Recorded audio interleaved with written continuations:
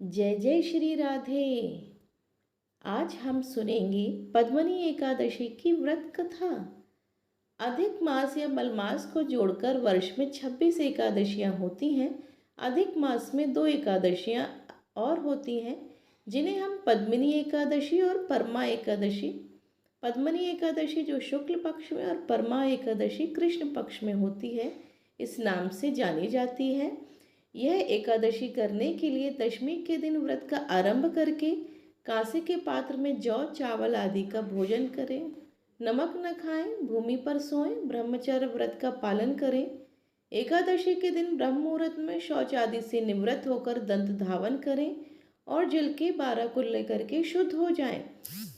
सूर्य उदय होने के पूर्व उत्तम तीर्थ में स्नान करने जाएं।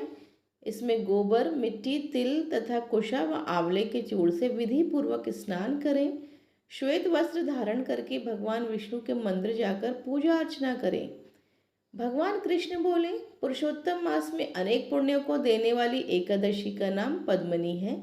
इसका व्रत करने पर मनुष्य कीर्ति प्राप्त करके बैकुंठ को जाता है, जो मनुष्य के लिए दुर्लभ है।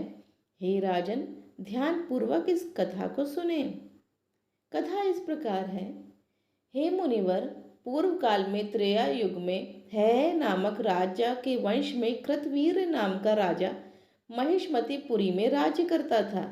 उस राजा की 1000 परम प्रिय स्त्रियां थीं, परंतु उनमें से किसी को भी पुत्र नहीं था जो कि उनके राज्यभार को संभाल सके। देवता, पितृ, सिद्ध तथा अनेक चिकित्सकों आदि से राजा ने पुत्र प्राप्ति के लिए काफी प्रयास किया, लेकिन सब असफल रहे। तब राजा ने तपस्या करने का निर्णय किया।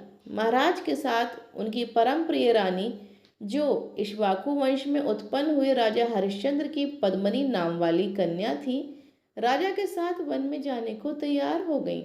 दोनों अपने मंत्री को राज्यभार सौंपकर राजसी भेष त्याग कर गंधमादन पर्वत पर तपस्या करने चले गए। राजा ने उस पर्वत पर 10,000 वर्ष तक तप किया, परंतु फिर भी पुत्र प्राप्ति नहीं हुई। तब पतिव्रता रानी कमल नयनी पद्मनी से अनुसुईया ने कहा, 12 मास से अधिक महत्वपूर्ण मलमास होता है, जो 32 मास पश्चात आता है। इसमें द्वादशी युक्त पद्मनी शुक्ल पक्ष के एकादशी का जागरण समेत व्रत करने से तुम्हारी सारी मनोकामना पूर्ण होगी। इस व्रत के करने से भगवान तुम पर प्रसन्न होकर तुम्हें शीघ्र ही पुत्र देंगे। रानी पद्मनी ने पुत्र प्राप्ति की इच्छा से एकादशी का व्रत किया। वह एकादशी को निराहार रहकर रात्रि जागरण करती। इस व्रत से प्रसन्न होकर भगवान विष्णु ने उन्हें पुत्र प्राप्ति का वरदान दिया। इसी के प्रभाव से पद्मनी के घर कार्तवीर उत्पन्न हुए, जो बलवान थे, और उनके समान तीनों लोकों में कोई बलवान नहीं था।